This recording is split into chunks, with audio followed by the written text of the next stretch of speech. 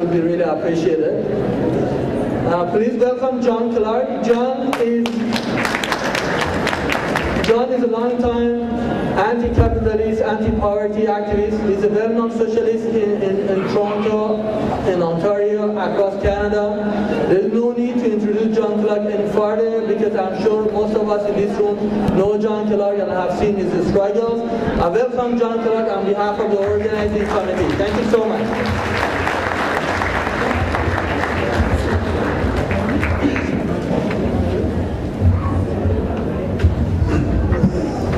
Thank you very, very much, comrades. It's a really enormous honour to be invited to address your Mayday gathering.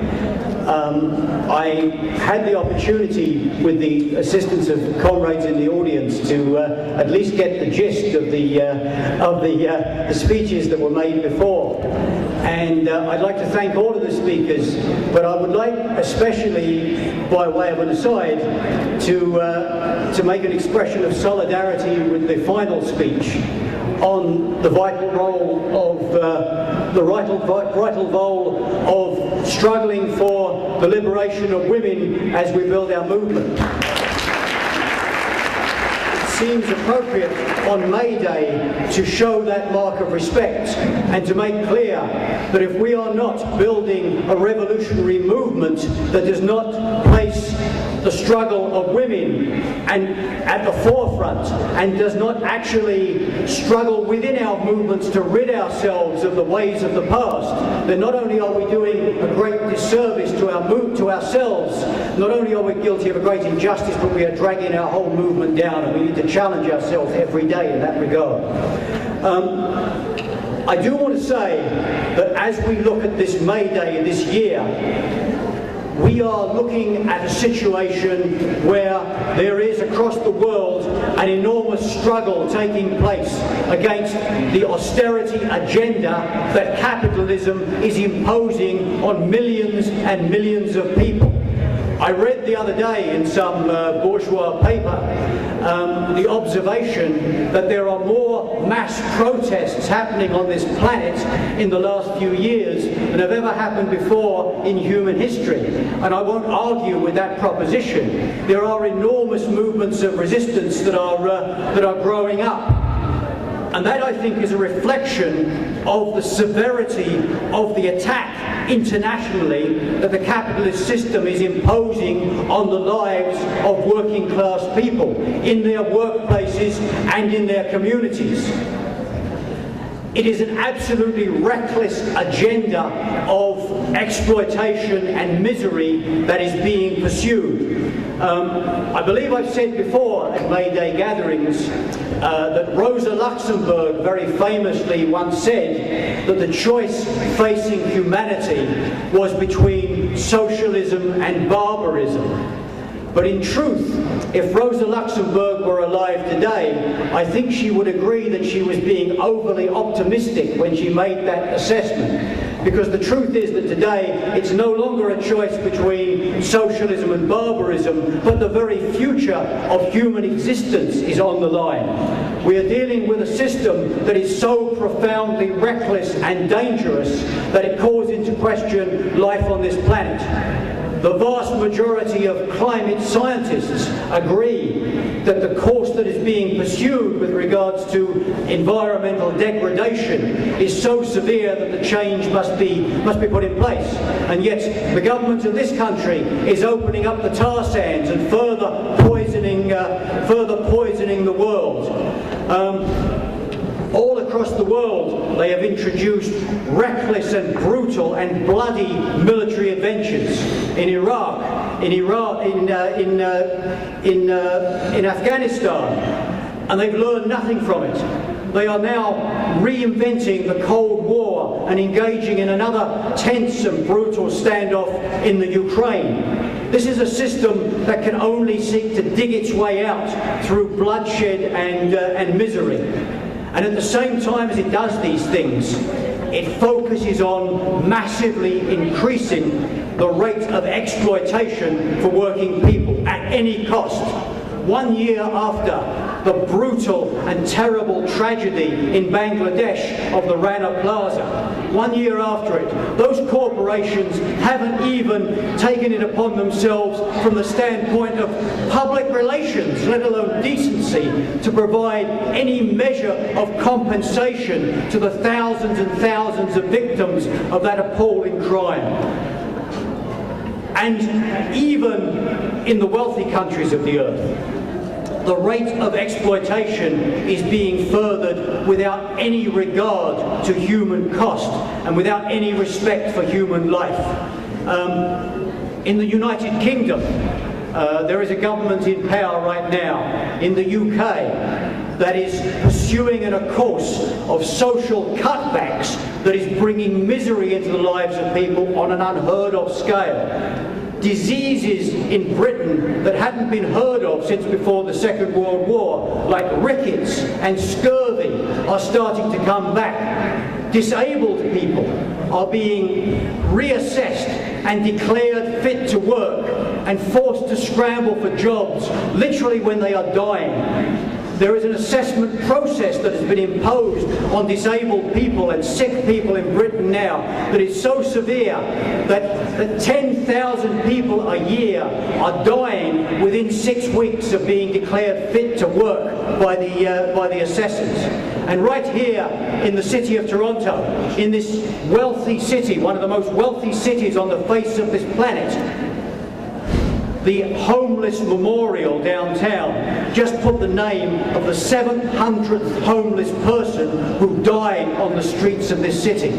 That it is possible for even one person to be homeless and die of cold on the streets of this city is unimaginable. That 700 human beings could perish for lack of shelter in a city with so much wealth is an indication not only of the enormous injustice but of the fundamental bankruptcy of the capitalist system in historical terms. And yet, there is resistance everywhere. People are fighting back. As they seek to impose the World Cup in Brazil, and as they clear people away from the slum areas, and as they bring in massive police repression, people are fighting back. In Spain recently, 1 million people took to the streets of Madrid to fight back against austerity. And that wasn't just a flash in the pan. That's happening all across the country. People are mobilising, assemblies, people are organising, people are fighting back. Right now, in China, one of the largest strikes that has ever happened in the history of the country is unfolding, and 40,000 shoe manufacturing workers are out on strike.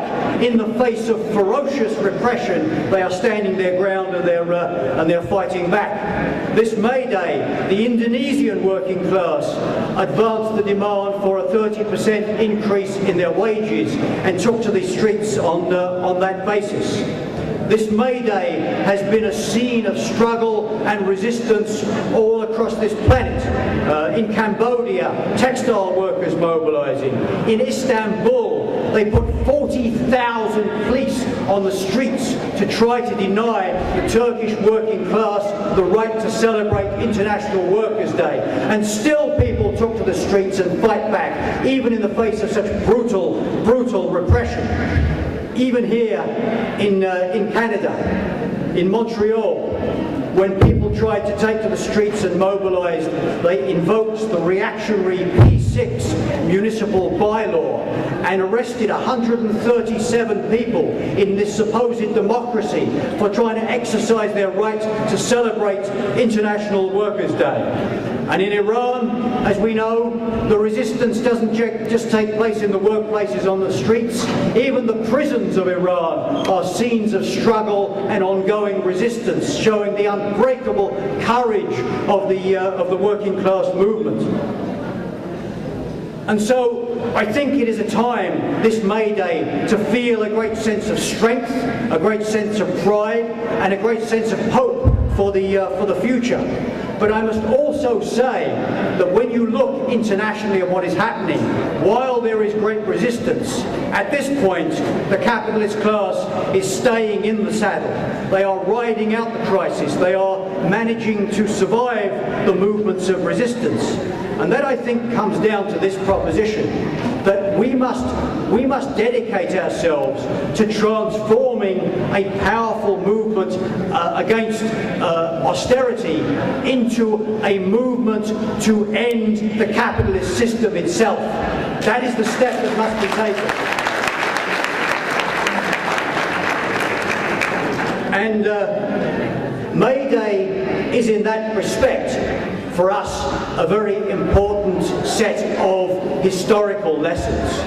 When we go back to the struggle in Chicago that led to the Declaration of International Workers' Day, we must be struck by the fact that those women and men who took up that fight were fighting for the most immediate and practical working class demands.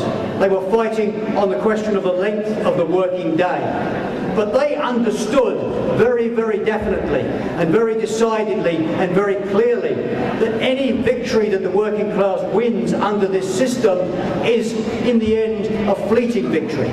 They understood that they weren't just pressing for some reforms, some improvements. They were challenging the capitalist system itself. And that's why Mayday, its traditions, its history, what it stands for, what it has become, is so fundamentally precious to us.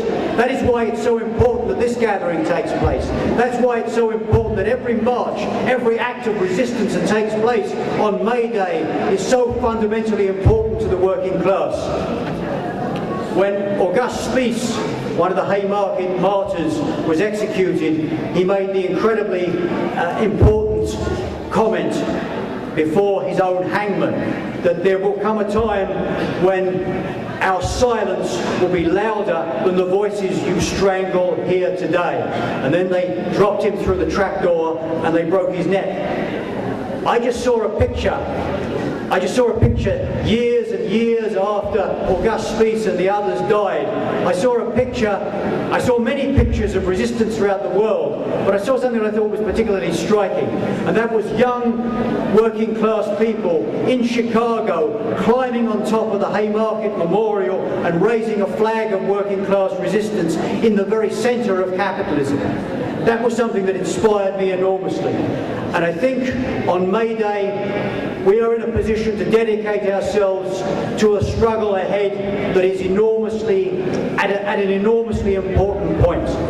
We have before us a system that is historically doomed, that is seeking to solve its crisis at the expense of the misery and the death and the exploitation of people across this planet. And we have people springing up in resistance against that. But resistance is not going to be enough.